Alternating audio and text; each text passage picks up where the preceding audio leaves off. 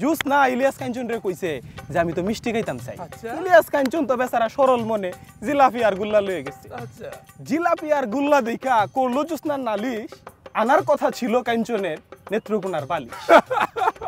এই বালিশ মিষ্টি আনলো না, ভালো মিলাইছে। আর জুস না দিল ফাঁকি।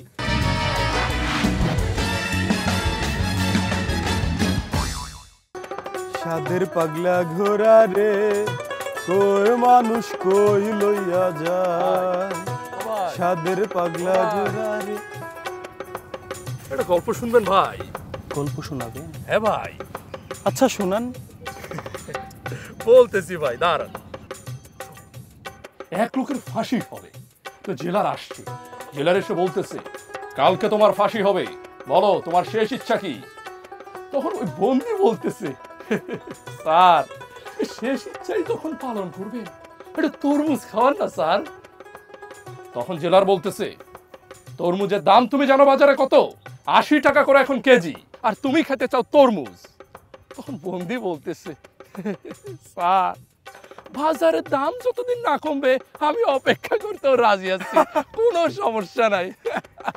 বন্ধি কিন্তু গেলাম মজার লোক, ফাঁকিবাজ একদম। একদম ঠিক বলেছেন। জোকস আপনি শুনাইতাইছেন তরমুজের। আপনি জানেন আমার বাড়ি কই? কোন জায়গায় ভাই? ময়মনসিং। ময়মনসিং এর মানুষ কত বালা মন্দ আমরা খায়া বড় হইছি, আপনি আমারে তরমুজ খাওয়াইতে নাইছুন? কি খাইছেন ভাই? বালিশ মিষ্টির নাম শুনছুন? বালিশের মতো মিষ্টি? এক বালিশ দিয়াম আপনি করে হুইতাও থাকবেন খাইবেন। কেমনি ভাই? এক কামে দুই কাম হয়ে যাইব। বালিশ মিষ্টির একটা আসল ঘটনা আছে, এটা তো আপনি জানেন না। বাংলাদেশে ছায়াছবি তো হয়, আপনি জানেন সিনেমা সবচেয়ে যে বেশি টাকা কামাইছে সিনেমাটা, এটার নাম কি তা কইছে? মনে পড়ছে ভাই, মনে পড়ছে ভাই, ওই যে বেদের মেয়ে ওস্তা দেখছি তো এই ভাই। সিনেমাটা কিন্তু করছে ময়মনসিং এর আরেক প্রবাদ পুরুষ নায়ক ইলিয়াস কাঞ্চন। এই সিনেমাটা যে হিট হইছে কেন লাগি হইছে? এই বালিশ মিষ্টির লাগি। নায়িকা কি বালিশ মিষ্টি খাইছিল নাকি? আরে না, ঘটনা আছে ভাই, শুনেন না। আরে জুস না তো চিনুন, জুস না ইলিয়াস কাঞ্চন রে কইছে যে আমি তো মিষ্টি খাইতাম চাই। আচ্ছা। ইলিয়াস কাঞ্চন তো বেচারা সরল মনে জিলাপি আর গুল্লা লয়ে গেছে। আচ্ছা জিলাপি আর গুল্লা দেখা করলো জুসনার নালিশ, আনার কথা ছিল কাঞ্চনের নেত্রকোনার বালিশ। এই বালিশ মিষ্টি আনলো না, ভালো মিলাইছে। আর জুস না দিল ফাঁকি।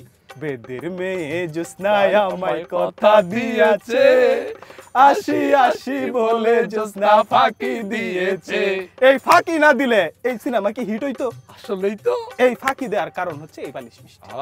আমরা আরো আছে মুন্ডা, মুক্তাগাছার মুন্ডার নাম শুনছো? ও ভাই, মহাত্মা গান্ধী যে মুন্ডার সাথে একটা কাম করছে, এটা তো জানেন না? কি কাম ভাই? আমি তো শুনছি ওই নোয়াখালীতে গেছিল, আর নোয়াখালীর লোকগুলা গান্ধীর সাথে ছাগলটা চুরি করে রাইখা দিছিল। এই কামটা তো হইছে। এরপরে কি হইছে? এরপরে মুক্তাগাছার মুন্ডা পাঠাইছে গান্ধীজিরে খুশি করণের লাগি। আচ্ছা। এই মুন্ডা খাওয়ার পরে গান্ধীজি তো আনমনে ঘুমাইতে গেলে খাইতে গেলে যেই নই যায় খালি কই মুন্ডা মুন্ডা মুন্ডা।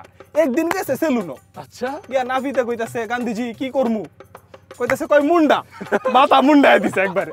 এরপরে গান্ধীজি কইতাছে যাক মুন্ডা তো সবসময় খাইতাম না, মাথা মুন্ডা দেখে সন্তুষ্ট হইলাম। এইখানে বৈশা আর কতক্ষণ গল্প করলে এই রোদের তাপে গান্ধীজির মতো আমাদের দুইজনেরও মুন্ডায় ফেলতে হইবে। চলেন ওই দিক যাই, ওই দিকটায় আমার মনে হয় বসার ভালো জায়গা আছে। চলেন। এই জায়গাটার মধ্যে মনে হয় দাঁড়ানো যাইতে পারে, রৌদ্র টুদ্র নাই তো। তা ভাই এত কথা যে বললেন, এ বরিশাল আমাদের নেত্রকোনা কত কিছুর গল্প যে শোনায় ফেললেন। তো আপনি কি জানেন এই ঢাকা শহরের গাবতলী থেকে কলাতলী, কমলাপুর থেকে কুয়ালালামপুর পর্যন্ত ময়মনসিংহের একটা জিনিসের খ্যাতি কিন্তু পুরো জগৎ জোড়া, জানেন নাকি? আপনি আবার কুন্ডার কথা কইতাছেন? এই ময়মনসিংহের কাজের বুয়া। এই যে আপনারা তো আছেন শুধু দুষ ধরনের লাইগা, আর আমরা কি করতেছি বাংলাদেশে এই খেলাধুলার জগৎটাতে 2022 সালের আগ পর্যন্ত আপনারা যে এই যে অত কিছু করছেন, এত কিছু টাকা পয়সা আমরা খরচ করছি, এটা কেমন আছেন?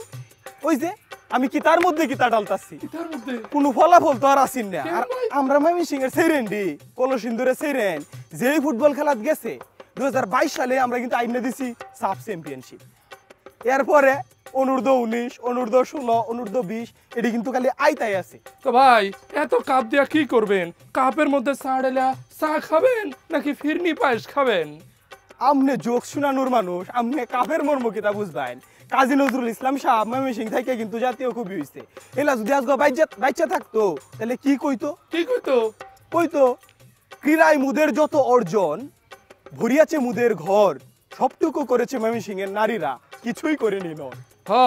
আর আমাগো পোলাপাইনগুলা এত ভালো যে ক্রিকেট খেলতেছে, নড়াইল এক্সপ্রেস, আমাগো মাগুরার সাকিব, ওরা বোধে চলে ভাইসে আসছে। এরপরেও তো খেলাটা জিতানোর সময় মাহমুদুল্লাহ রায় টুস করে চার আর টাস করে ছক্কা না মারলে আর হয় না। তো ভাই আচ্ছা ঠিক আছে, ওইটা না হয় বুঝলাম, কিন্তু আমাদের চট্টগ্রামে গেলে খাওয়ায় মেজবান, এরপরে আপনাদের এইখানে কেমনে করবেন একটু ঈদের আহ্বান?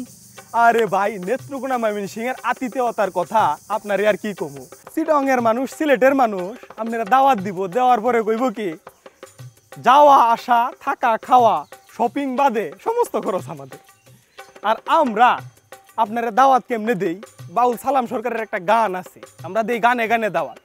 বন্ধু যাইও যাইও রে বন্ধু যাইও নেত্রকোনা, তোমারে আমি দিমু খাইতে আঙ্গুর আর বেদানা। বন্ধু যাইও যাইও রে বন্ধু যাইও নেত্রকোনা। এমন বড় বড় বালিশ মিষ্টি দিয়াম, বালিশ খায় আপনার মুখে দেখালি একটাই কথা বাইর হইব, সবার উপরে বালিশ সত্য, তাহার উপরে নাই। ভাইজান সময়ের আছে একটু তারা, তাহলে এখন আমার যাইতে হবে। আমারও যাইতে হবে। ঠিক আছে ভাই।